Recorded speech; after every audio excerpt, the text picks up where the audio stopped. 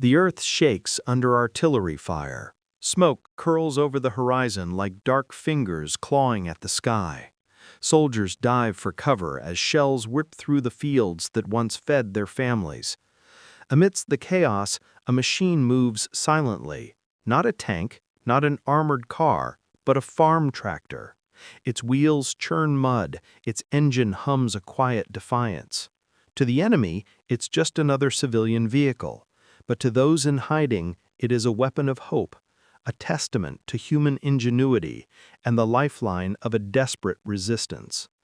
How did a machine built to till the soil and harvest crops become one of the most important weapons of World War II? Tonight, you will see ingenuity and courage collide in a story that history almost forgot. This is the story of the tractor that went from fields to front lines. Spring, 1941, somewhere in occupied Europe. The morning mist clings to the valley like a secret. In the village of Sventavola, nestled between rolling hills and dense forests, life once moved to the rhythm of seasons: planting in spring, harvest in autumn, rest in winter. The red Ferguson tractor that belonged to Jan Kowalski was as familiar a sight as the church steeple, a symbol of progress, of prosperity hard-won from stubborn soil. Children would wave as Jan drove past, the machine's distinctive purr announcing his presence long before he came into view. His wife Maria would bring him lunch in the fields, and they would sit together on the tractor's running board, sharing bread and cheese while discussing plans for their daughter's education, dreams of a world beyond their small village. That world ended on a Tuesday. The occupation arrived not with grand announcements, but with the grinding of tank treads and the systematic dismantling of everything familiar. The schoolhouse became a command post. The church bells were silenced. Young men disappeared in the night, and those who returned came back changed, hollow-eyed, speaking in whispers about labor camps and mass graves. In occupied territories across Europe, the pattern repeated itself. In Poland, Ukraine, Belarus, Yugoslavia, and France, the machinery of war consumed everything. Armies requisitioned grain, livestock, vehicles. What they couldn't use, they destroyed to deny it to others. Tractors, trucks, even bicycles, anything that moved, vanished into the maw of military logistics. But the invaders made a critical miscalculation. They took the young men, they took the weapons, they took the metal and fuel, but they couldn't take the knowledge, the skills, or the burning need to resist that lived in the hearts of those left behind. Jan Kowalski had hidden his tractor. In those first chaotic days, while neighbors debated whether to comply or flee, he had made a different choice. With his brother-in-law Piotr, a mechanic who could coax life from dying engines, they had pushed the Ferguson into the old Borowski barn at the forest's edge, a structure so decrepit that even desperate soldiers wouldn't bother searching it. "What good is a tractor if we can't farm?" Piotr had asked, as they covered it with moldy hay. Jan's answer had been simple: better hidden than helping them. He couldn't have known how prophetic those words would prove. By autumn, the resistance had begun to organize. Messages passed through networks of farmers, priests, and teachers. Drop zones were established for supply flights that almost never came. Partisan groups formed in the forests, but they faced an impossible reality. They were fighting a mechanized, modern army with hunting rifles and homemade explosives. The enemy controlled the roads with armored cars and motorcycles. Their patrols moved with impunity, crushing any hint of organized resistance. Ambushes worked once, maybe twice, before retaliation swept through villages like a scythe through wheat. In a makeshift headquarters, little more than a cellar beneath a destroyed farmhouse, resistance leaders gathered by candlelight. Among them, Jan Kowalski, Piotr the mechanic, Father Thomas, who carried messages hidden in prayer books, and Alexandra Novak, a school teacher who had lost her husband to a firing squad and her son to forced labor. "We need mobility," said Marek, a former army sergeant who had escaped a prisoner convoy. "Every time we strike, we have to scatter on foot. They hunt us like rabbits." "We need armor," added Yurgi, showing bandages that barely covered shrapnel wounds. "We need miracles," Father Thomas said quietly. In the heady silence that followed, Jan spoke. "I have a tractor." The other stared. "A tractor," Marek repeated, the skepticism thick in his voice. "It runs, it's hidden, and—" Jan's eyes met Piotr's across the dim room. "It's ours." What happened next would become legend, though few would believe it when the war ended. What if the answer to their impossible problem wasn't military at all? What if salvation came not from the weapons of war, but from the tools of peace? The Borovsky barn became a cathedral of whispered innovation. They moved at night, always at night. Piotr organized it like a military operation, because that's exactly what it was. Sentries posted at every approach, false trails laid to confuse enemy patrols. Even the work itself was synchronized to the sounds of the forest. Metal on metal, struck only when the wind rose to mask the noise. "You're all insane," Alexandra had said when Jan first explained the plan. But she came anyway, because sanity was a luxury they could no longer afford. The concept was simultaneously brilliant and absurd. Transform Jan's Ferguson tractor into an improvised armored vehicle. Strip away everything non-essential. Armor it with whatever they could scavenge. Make it capable of carrying men and weapons through enemy fire. "The Germans see 100 tractors every day," Piotr explained, as he sketched plans by lamplight. "They're farming equipment, civilian, harmless. By the time they realize what they're looking at, we'll be on top of them." But theory and practice are separated by a chasm of complications. The first challenge was armor. Tank plate was impossible to acquire, so they improvised. Cemetery gates, donated by Father Tomasz with prayers of forgiveness. Iron fencing from abandoned estates. The boiler from a destroyed factory. Every piece was dragged through the forest under cover of darkness, carried by men and women who understood that discovery meant death, not just for them, but for their families, their villages. Stanislav, a metalworker whose arthritis had kept him from the work camps, became their master craftsman. His hands, gnarled as old roots, shaped and welded with a precision that defied his age. "My grandfather helped build the railways," he told Jan one night as sparks cascaded from his torch. "My father built the first radio tower in the district. Now I'm building a monster. God help us all."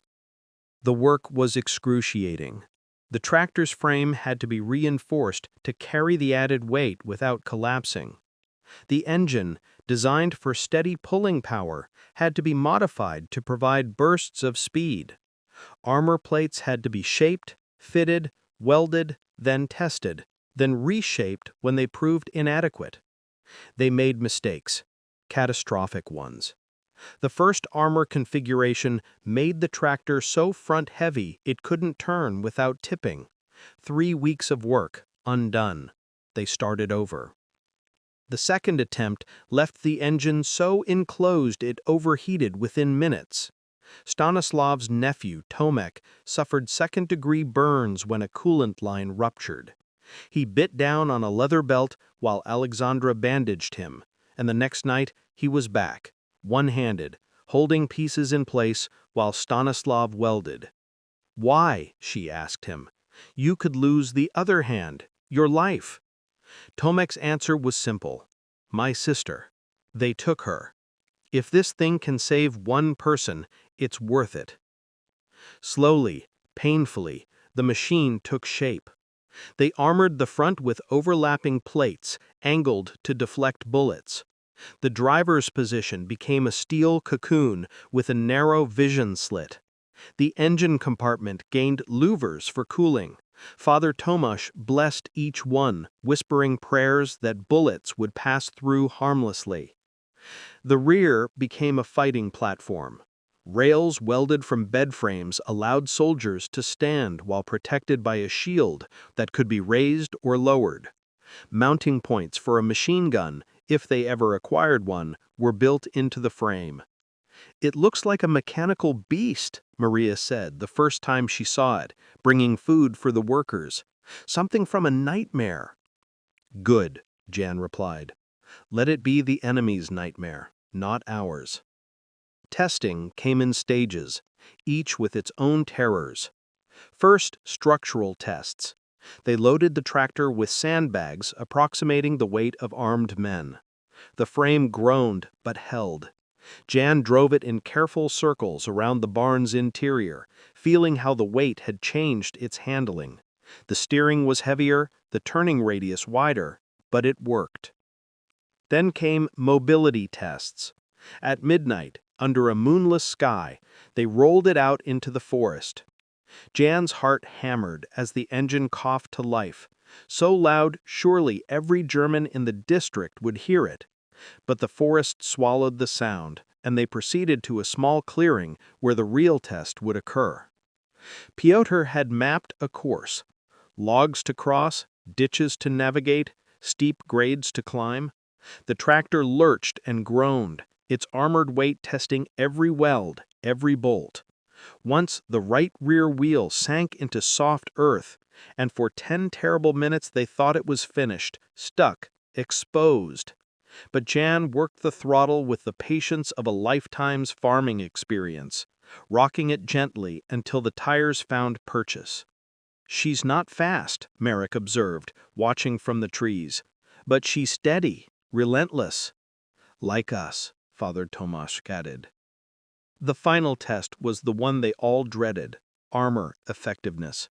They couldn't use live ammunition, too risky, too loud. Instead, Jerzy, the wounded partisan, proposed a demonstration. He placed old wood at various angles behind a sample armor plate and struck it with a sledgehammer, simulating impact forces. The first strike punched straight through. Stanislav's face went ashen. They doubled the plating. The second strike dented but didn't penetrate. "It'll stop rifle rounds," Jerzy concluded. "Maybe even light machine gun fire at distance. But a direct hit from anything heavier—" He didn't need to finish. They worked in silence that night, everyone understanding the terrible math. The tractor would protect against some threats, but not all. Men would ride it into battle knowing it could become their coffin as easily as their shield. Yet they continued, because the alternative, doing nothing, was unbearable. 3 months after they began, in the early spring of 1942, the transformation was complete. What had been a peaceful farming machine now bristled with improvised armor and weapon mounts. It looked crude, brutal, cobbled together from desperation and determination. It was beautiful. Jan stood before it that final night, his hand on the cold metal. "It feels wrong," he said softly. "It was supposed to feed people. Now it carries death." Alexandra joined him, her teacher's hands that had shaped young minds, now calloused from hard labor. "It carries hope," she corrected. "Hope that we might live to farm again, to teach again, to be human again." The machine had no name. Someone suggested calling it revenge or freedom, but those felt too grand, too presumptuous. In the end, they just called it Żelazna, the Iron One. And on a cold March morning, when word came that a German supply convoy would be passing through the valley, they would discover whether their impossible creation could actually work. Dawn broke gray and reluctant over the valley road. Frost clung to the grass in crystalline patterns that would have been beautiful in any other time. Now it just made the ground treacherous. In the tree line above the road, 12 partisans waited. They had been in position since midnight, shivering, silent, watching the ribbon of gravel that connected the occupied villages to the German supply depot 15 kilometers east. Jan sat in the Iron One's driver's seat, his hands on controls he'd operated 1,000 times before, yet which felt foreign now. The armor enclosed him like a metal tomb, the vision slit offering only a narrow slice of world. His breath came in controlled measures, the same breathing he'd used when plowing straight furrows, when precision mattered more than speed. Behind him, 6 men crowded onto the fighting platform. Marek commanded them, his former military training evident in the economy of his movements and words.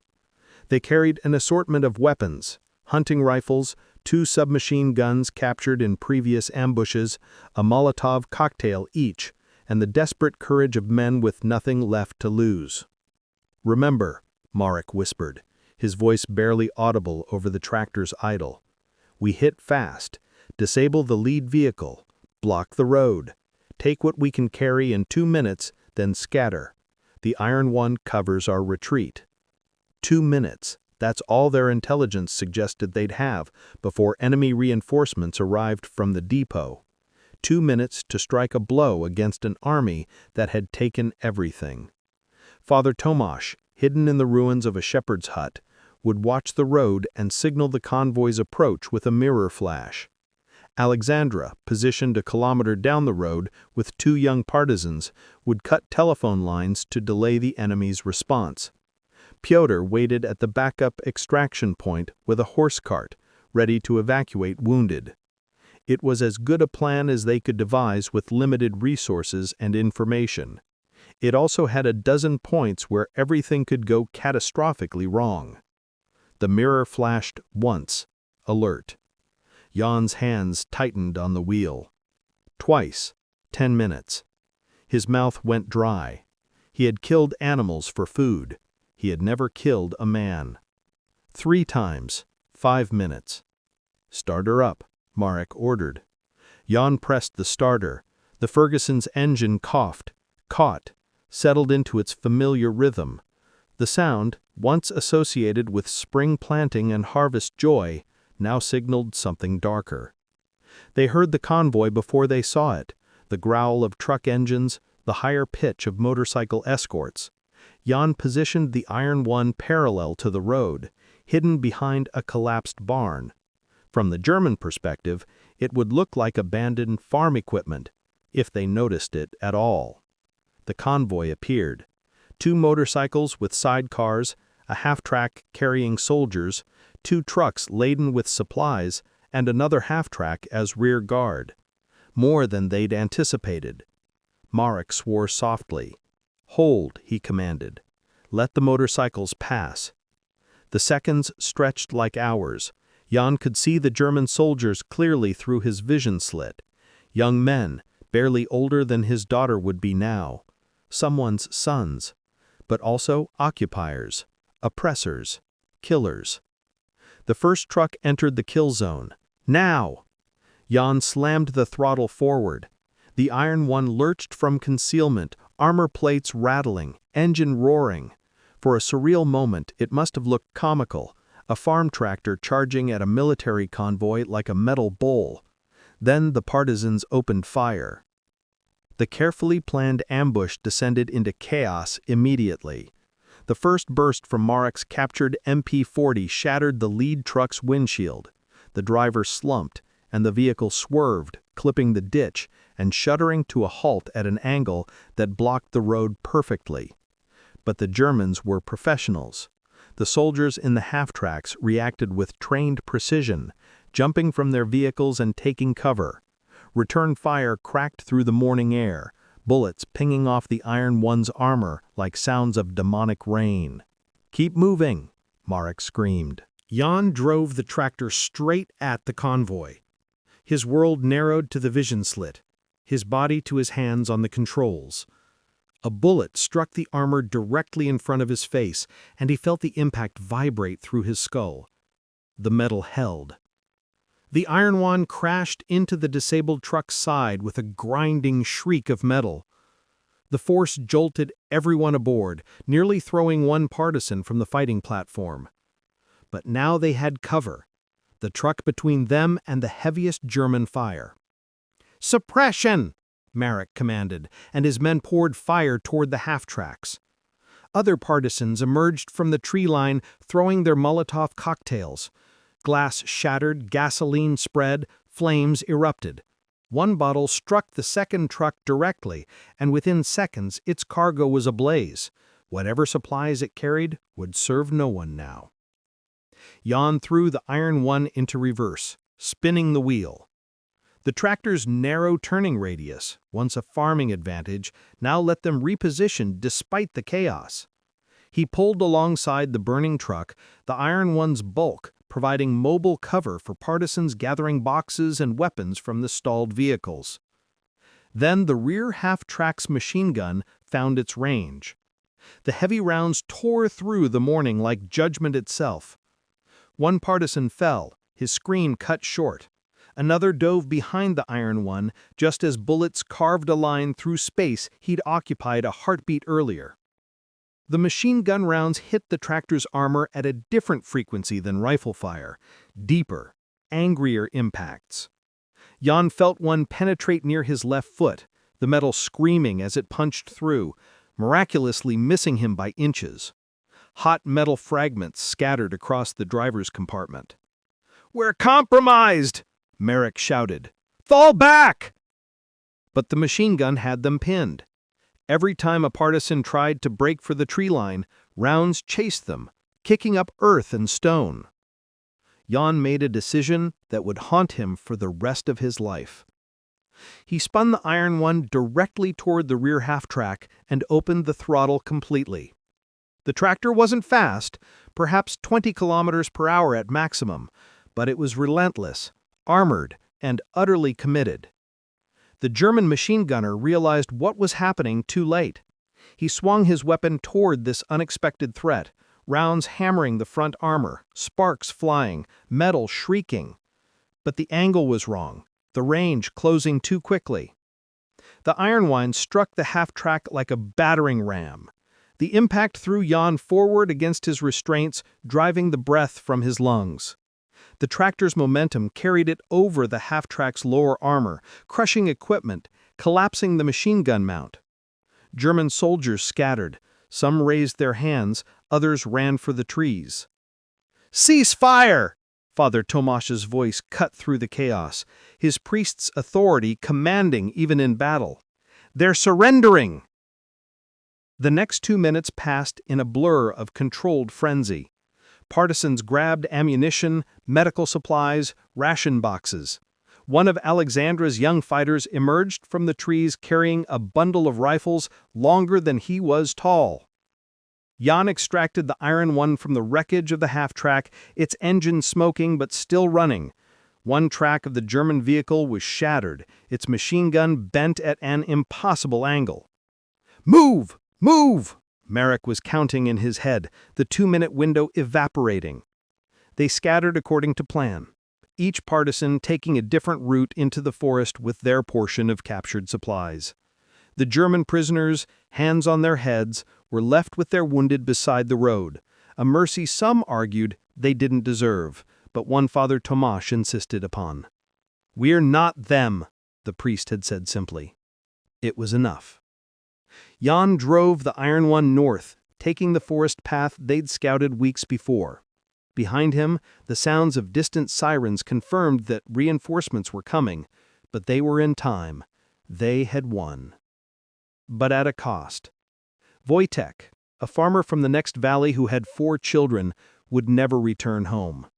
His body lay covered with a German tarp beside the road, a casualty they couldn't retrieve without risking more lives. As Jan nursed the smoking, battle-scarred tractor through the forest, he wept silently behind his armor. For Wojtek, for the German boys he'd probably killed in the collision, for the insanity of a world where tractors became weapons and farmers became soldiers. When they finally reached the safe house, Pyotr examined the iron one with a mixture of horror and awe. The armor bore dozens of scars, bullet dents, gouges, one complete penetration. The right front tire was shredded, held together more by luck than rubber. The engine compartment leaked various fluids. "She's hurt," Pyotr announced, "but she'll heal, like us." That night, word of the impossible ambush spread through the resistance network. A farm tractor, had attacked a German convoy and survived. It sounded like a folktale, like propaganda too absurd to believe. But the captured weapons, the supplies, the shattered German equipment left behind, these were undeniably real. Within weeks, similar projects began in other regions. A harvester converted to a personnel carrier in the east, a steam tractor fitted with armor plates in the south. Desperate people, inspired by one impossible success, finding hope in the most unlikely places. The Iron One would fight 3 more times before the summer ended. Each time, it carried partisans to battle and brought survivors home. Each time, it absorbed damage that should have destroyed it, but somehow continued. And each time, Jan Kowalski the farmer, who had only wanted to till soil and raise crops and live peacefully, climbed back into the driver's seat because someone had to, and the machine was his. The war ended, as all wars eventually do, though not before consuming millions more lives across Europe's blood-soaked landscape. When Soviet forces finally liberated Jan's village in the summer of 1944, the Iron One sat silent in the Borovsky barn where its transformation had begun. Its armor was scarred beyond recognition, one side blackened from a fire that had nearly claimed it during its final mission. The engine that had served 2 purposes, peace and war, was finally ceased, having given everything it had. Jan found it there on a warm August morning, sunlight streaming through the barn's broken roof. He placed his hand on the cold metal, feeling the texture of its scars beneath his palm. "We made you into a monster," he whispered. "I'm sorry." Pyotr, who had survived the war despite 2 wounds and a bout of typhus that nearly killed him, joined his friend. "You're apologizing to a machine?" "It deserved better. We all did." They tried to restore it after the war, removed the armor plates, replaced the damaged engine components, even found a new set of tires through the reconstruction efforts. But the Iron One never ran quite the same. Something essential had been broken, or perhaps used up during those desperate battles. Eventually, Jan sold it to a collective farm. The tractor that had fought for freedom ended its days doing what it was built for: tilling soil, pulling plows, harvesting grain. A quiet retirement, anonymous and unremarked. The story of the armored tractors should have become legend, should have been celebrated in histories and memorials, but the post-war years had little appetite for complicated narratives. The official histories focused on conventional armies, on grand strategies and famous battles. The desperate improvisations of resistance fighters, their crude weapons and impossible courage, didn't fit the narrative that emerged victors wanted to tell. Documents were lost or destroyed, participants scattered across Europe trying to rebuild shattered lives. Many, like Alexandra, never spoke of what they'd done, the weight of memory too heavy to share. Jan returned to farming. Maria, who had survived but lost 2 brothers to the occupation, stood beside him as they planted their first post-war crop. Their daughter, who had hidden with relatives for 3 years, came home changed in ways that would take decades to understand. On quiet evenings when the memories pressed too close, Jan would walk to where the old Borovsky barn stood, partially collapsed now, deemed too damaged to repair. He would sit on the foundation stones and remember the sounds of welding in darkness, the smell of gun oil and fear, the weight of impossible decisions. Father Tomas died in 1951, his heart giving out during morning prayers. At his funeral, Marek, who had left the region and become a teacher in the city, returned to eulogize his friend. In his remarks, he mentioned, carefully and obliquely, that the priest had been involved in certain activities during the occupation and had shown extraordinary courage in unusual circumstances. Only those who had been there understood what he meant. Piotr lived until 1982, long enough to see the Solidarity movement challenge communist authority. In his final weeks, visited by his grandchildren, he told them stories of the war, censored stories, safe stories. But to his oldest grandson, he whispered a different tale. "We built weapons from farm equipment. Can you imagine? Your great-uncle Jan and I, we turned a tractor into a tank. Crazy times." The grandson, who would later become a historian, thought it was delirium, fever dreams of a dying man. The rediscovery. The truth remained buried until the 1990s, when newly opened archives and the freedom to speak candidly about the past allowed historians to piece together what had been hidden for decades. A researcher in Warsaw found Marek's after-action reports, written in careful code, hidden among documents misfiled as agricultural equipment requisitions. Another discovered photographs, grainy, damaged by time, showing what appeared to be an armored tractor in a forest clearing.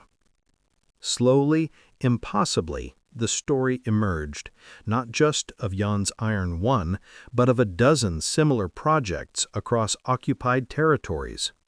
Desperate people had transformed the tools of life into weapons of survival.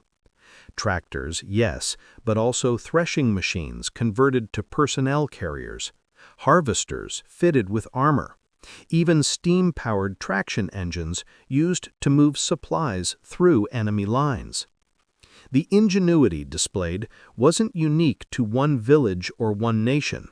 It was a testament to what humans could achieve when pushed to the edge of extinction, when conventional weapons were unavailable, when survival demanded innovation, when hope required transformation. In 2008, a museum in Poland hosted an exhibition, The Farmer's War: Improvised Vehicles of the Resistance. Among the displays was a photograph of the Iron One of the few images that survived. Jan Kowalski's granddaughter attended the opening, seeing for the first time the machine her grandfather had spoken of only once, late in his life, when age had softened the memories enough to share them. She stood before the photograph for a long time, trying to reconcile the scarred, brutal machine with the gentle man who had taught her to drive a tractor when she was 12, who had shown her how to read soil and weather, who had loved the land with a passion that bordered on devotion. He never wanted to talk about the war, she told the curator. He said some stories were better left in the past. But not forgotten, the curator replied. Never forgotten. The legacy. Today, military historians acknowledge what was long overlooked. The resistance movements of World War II succeeded not through conventional military might, but through improvisation, adaptation, and the courage to attempt the impossible. The armored tractors represent something profound, an inversion of the expected narrative. We're accustomed to stories of weapons technology advancing warfare, of military innovation driving human conflict. But here was the opposite. Tools of creation forced into roles of destruction, machines of sustenance becoming instruments of survival. The Iron One and its counterparts didn't win the war. They didn't turn the tide of massive armies or change strategic outcomes. But they saved lives, both through the supplies they captured and the hope they inspired. They proved that ordinary people, given no choice, could become extraordinary. In a farm museum in central Poland, there sits a restored Ferguson tractor from the 1930s, its red paint gleaming, its engine maintained in working order. A small plaque notes that Tractors of this model were sometimes converted for military use by resistance fighters during the occupation. It's a gentle phrasing, almost quaint. It doesn't mention the welding by lamplight, the fear of discovery, the bullets and blood and sacrifice. It doesn't name Jan Kowalski or Piotr or Alexandra or Father Tomasz or any of the others who took a machine built for peace and made it a weapon of hope. The people stop and look. They read the plaque. They ask questions. And sometimes, in the silence of the museum, if you listen carefully, you can almost hear an engine starting, the distinctive purr of a Ferguson tractor, ready to work, ready to serve, ready to do whatever impossible task humans ask of it. Because that's what we do, isn't it? We take what we have and make it what we need. We transform the ordinary into the extraordinary. We survive not through grand gestures, but through countless small acts of courage and ingenuity. A machine that fed lives became a machine that saved lives. Farmers became warriors. A tractor became a legend. And in that transformation lies a truth that transcends the specific history. When humanity faces its darkest hours, hope doesn't come from the weapons we build for war. It comes from the tools we built for life, and the courage to use them when no other option remains. The fields remember. The forests remember. And now, finally, history remembers too. The earth shakes no longer. Peace has returned to the valleys where the Iron One once fought. But the story endures, a reminder that extraordinary legends are born not from extraordinary people, but from ordinary people facing extraordinary circumstances, with nothing but their ingenuity, their courage, and their refusal to surrender. This is the story of the tractor that went from fields to front lines, and this is the story of the people who made that impossible journey possible.